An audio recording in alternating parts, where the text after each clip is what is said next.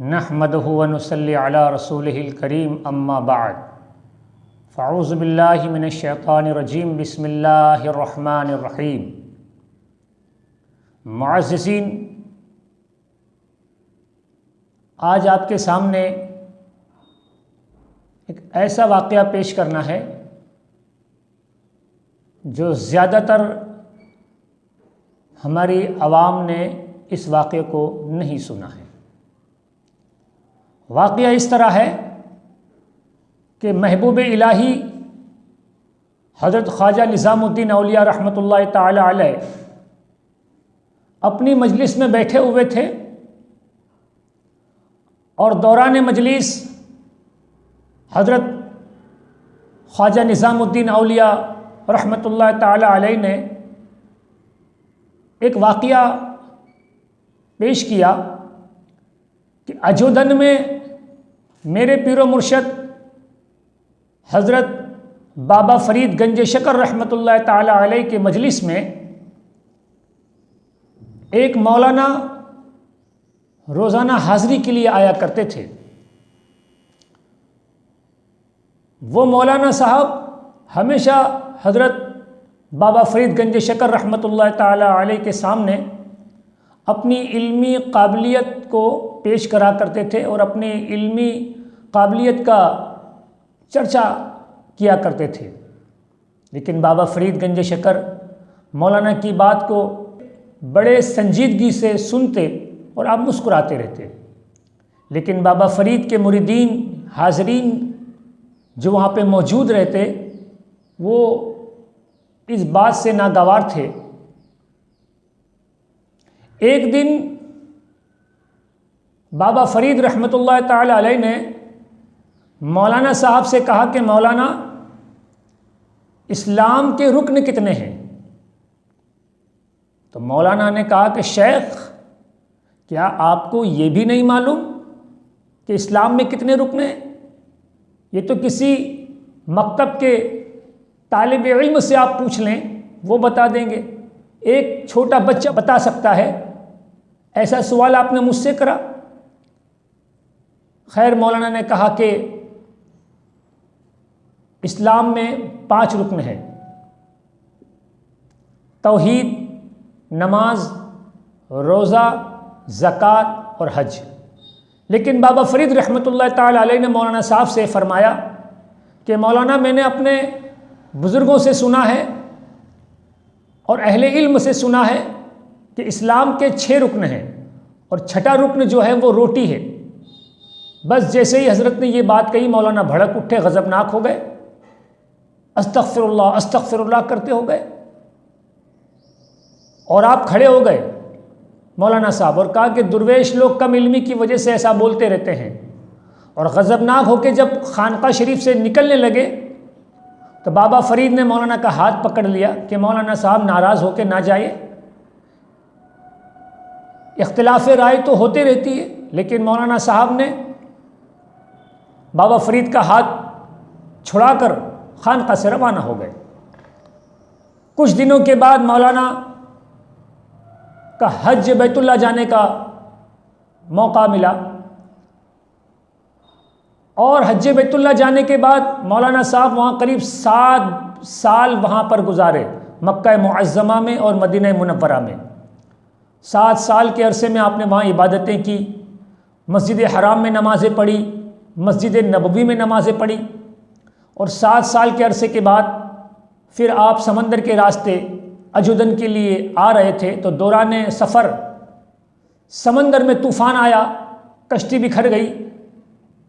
मौलाना साहब एक कश्ती के एक तख्ते पर बैठकर तैरते तैरते समंदर के एक जजीरे पर उतरे और ऐसा जजीरा था जहाँ पर न दरख्त, न पानी, न कोई और वसाइल, कोई वसाइल नहीं। खैर, मौलाना वहाँ उतरे और एक गार में उन्होंने पनाह ली, वहाँ इबादतें करते रहे। अल्लाह की बारगाह में दुआ की कि मालिक मौला, यहाँ मेरा कोई मददगार नहीं, पुरसान हाल नहीं, तो मेरी मदद फरमा। 3 रोज़ के बाद वहाँ पर एक शख्स आवाज़ लगाता हुआ आया कि रोटी ले लो, रोटी ले लो, रोटी फ़रोख्त कर रहा हूँ मैं, रोटी ले लो। मौलाना ने जब रोटी फ़रोख्त की आवाज़ सुनी तो गार से बाहर निकले और कहा, अपना वाक़या सुनाया और भूखे को खाना खिलाने की रिवायतें सुनाई। लेकिन रोटी फ़रोख्त ने कहा कि मौलाना साहब, भूखे को खाना खिलाने की रिवायतों से मैं भी जानता हूँ, उसका सवाब मुझे भी मालूम है, लेकिन इसकी आपको कीमत देना पड़ेगी। फिर मौलाना ने अपने नमाज, रोज़ा, ज़कात और 7 हज का उनको वास्ता दिया, अपनी इबादत और रियाजत का चर्चा उसके सामने किया, लेकिन वो टस से मस नहीं हुआ। खैर, रोटी फ़रोख्त ने कहा कि मौलाना साहब, एक सूरत हो सकती है कि आपने जो 7 हज पढ़े हैं उसका सवाब, उसका अजर आप मेरे नाम कर दो। मौलाना ने सोचा कि खैर ज़बानी कहने में क्या हर्जा है। मौलाना ने कहा, ठीक है, मैंने आपको अपने 7 हज का सवाब आपके नाम किया। उस शख्स ने मौलाना को रोटी दी, पानी दिया, मौलाना खा के सैराब हो गए। और जैसे ही वो उठने लगा तो मौलाना ने उस शख्स से कहा कि इस इलाके में करीब में कोई बस्ती है या नहीं, लेकिन वो शख्स ने जवाब ना देते हुए फ़ौरन उठा और रवानगी लेने लगी। मौलाना भी 2, 5, 10 कदम उसके पीछे चले ही थे कि वो शख्स गायब हो गया। खैर, फिर मौलाना वहीं अपनी ज़िंदगी बसर कर रहे। 3 रोज़ के बाद फिर मौलाना को भूख लगी। फिर वही शख्स रोटी फ़रोख्त शख्स आए, फिर उन्होंने यही आवाज़ लगाई, रोटी ले लो। फिर मौलाना ने कहा कि मुझे रोटी दे दो। फिर उसने कहा कि आपको जितनी आपकी ज़िंदगी भर की नमाज़ें हैं वो आपको मेरे नाम करना होगी। मौलाना ने कहा, ठीक है। फिर वो शख्स ने दे दी। अलगर्ज़ ये कि इसी तरह 3-3 रोज़ के गैब से वो शख्स आता रहा और मौलाना की तमाम इबादतें ले ली। बाद में फिर एक मरतबा आया और कहा, रोटी ले लो। मौलाना ने कहा, भाई मुझे रोटी दे दो, मैं बहुत दिन से वापस भूखा हूँ। तो कहा, मौलाना अब तो आपके पास कुछ है नहीं, अब आप हमें क्या दोगे? लेकिन मैं तुम पर एक रहम ये करता हूँ कि आपके पास जितनी इबादतें और जितने हज, ज़कात, अजर, सवाब जितने हैं, उन सब को आप मुझे तहरीरी लिख के दे दीजिए और नीचे आपकी दस्तखत कर दें। मौलाना ने इस बात को मंजूर कर लिया और मौलाना ने बाकायदा तहरीरी लिखान दे दिया और नीचे दस्तखत कर दी। और मौलाना खाते गए खाना और ये दिल में सोचते गए कि आज अगर ये शख्स मेरे पास से गायब हो गया, भाग गया, तो मैं यहाँ हलाक हो जाऊँगा। आज इस शख्स का मुझे पीछा नहीं छोड़ना है। खैर, खाना खाने के बाद जैसे ही वो शख्स उठ के चलने लगे तो मौलाना उनके पीछे चलना शुरू करे। काफ़ी दूर तक चलने लगे। जब काफ़ी दूर पहुँच गए तो वो शख्स गायब हो गया। जैसे ही वो शख्स गायब हुआ तो मौलाना ने जैसे ही देखा तो सामने समंदर था। मौलाना अपनी थकन दूर करने के लिए वहाँ बैठे और जैसे ही बैठना था कि आपकी नज़र एक समंदर में एक जहाज़ पर पड़ी जो इत्तेफाक से हिंदुस्तान की तरफ जा रहा था। मौलाना ने अपना कुर्ता उतारा और उस जहाज़ की तरफ इशारा किया। जहाज़ के लोगों ने जब देखा तो वहाँ से एक कश्ती भेजी, मौलाना को बिठाई और मौलाना को जहाज़ में ले लिया। और जहाज़ में मौलाना की बहुत ही खिदमत हुई और मौलाना इस तरह अपने घर अयोधन पहुँच गए। बाद में हज़रत बाबा फ़रीद गंज शकर रहमतुल्लाह ताला अलैह की महफ़िल में तशरीफ़ ले गए तो बाबा फ़रीद ने कहा, मौलाना आप इतने रोज़ कहाँ थे? क्या आप हमसे नाराज़ थे?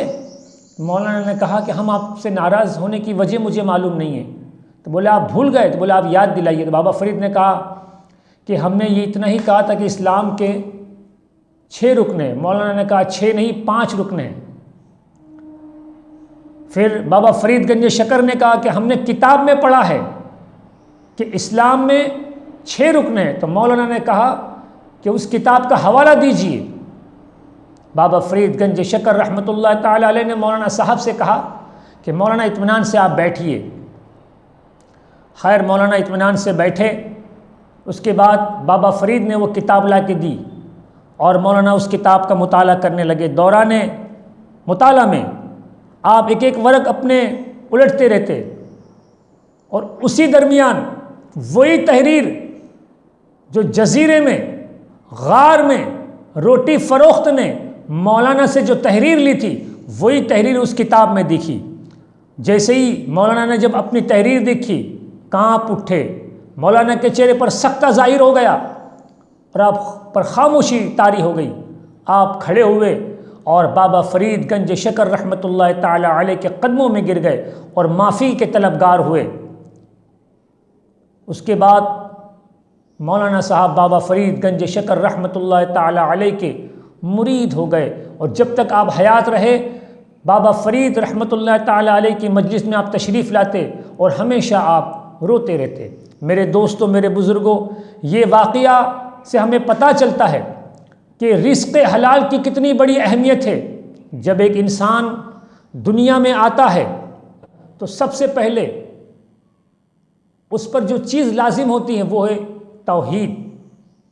जब तौहीद कबूल कर लेता है, कलमा पढ़कर इस्लाम में दाखिल हो जाता है तो उस पर तमाम फ़राइज़ आयद हो जाते हैं, नमाज, रोज़ा, हज व ज़कात। लेकिन याद रखो मेरे दोस्तों, मेरे बुज़ुर्गों, नमाज एक ऐसी इबादत है जो अफ़ज़लुल इबादत है, लेकिन इस नमाज को बचाने के लिए रिज़्क़ हलाल की ज़रूरत है। आपके पेट में, आपके जिस्म में जान होगी तब आप नमाज पढ़ सकते हैं। आपके पेट में खाना होगा, आपके जिस्म में ताकत होगी तो आप बैतुल्लाह के तवाफ़ कर सकते हैं। आपका रिज़्क़ हलाल होगा तो आप ज़कात दे सकते हैं। आप नमाज के पाबंद हैं लेकिन आपके पेट में रिज़्क़ हलाल नहीं है तो ऐसी नमाज आपके मुंह पे मार दी जाएगी। आप हज बैतुल्लाह कर रहे हैं लेकिन आपने जो पैसा कमाया है वो सूद का है, वो ब्याज का हो, यतीमों का हक मारा हो या अपनों का वारसा का हक मारा हो या गरीबों का हक मार के और उस पैसे से आप हज करने गए हो तो वह हज कबूल नहीं है। अगर आपके पास पैसा हलाल का नहीं है और आप उससे ज़कात दे रहे हो तो वो ज़कात काबिल कबूल नहीं है। तो मेरे दोस्तों, कहने का मतलब ये कि सबसे बेहतरीन, सबसे इम्पोर्टेंट जो चीज़ है वो है रिज़्क़ हलाल। इसीलिए तो कहा गया है कि अगर आपके पेट में एक लुक़मा भी अगर हराम का चला गया तो 40 दिन की बरकतों से आप महरूम रह जाते हैं। तो जब एक लुक़मे का ये आलम है तो जिसके जिस्म में ज़िंदगी भर हराम का खाना गया हो, सूद और ब्याज का पैसा गया हो, तो मुझे बताइए उस हराम तरीके से खाए हुए रिस्क से अगर आप इबादत करोगे तो कहाँ आपको लुत्फ़ मिलेगा, कहाँ आपको मज़ा मिलेगा। तो इसीलिए कहा गया है कि जो छठा रुकन जो रोटी है वो बहुत अहमियत रखती है।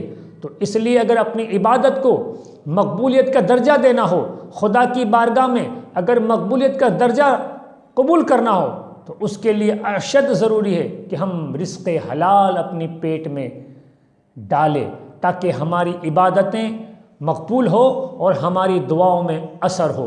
व आखिरु दावानिल हम्दुलिल्लाहि रब्बिल आलमीन। अस्सलामु अलैकुम।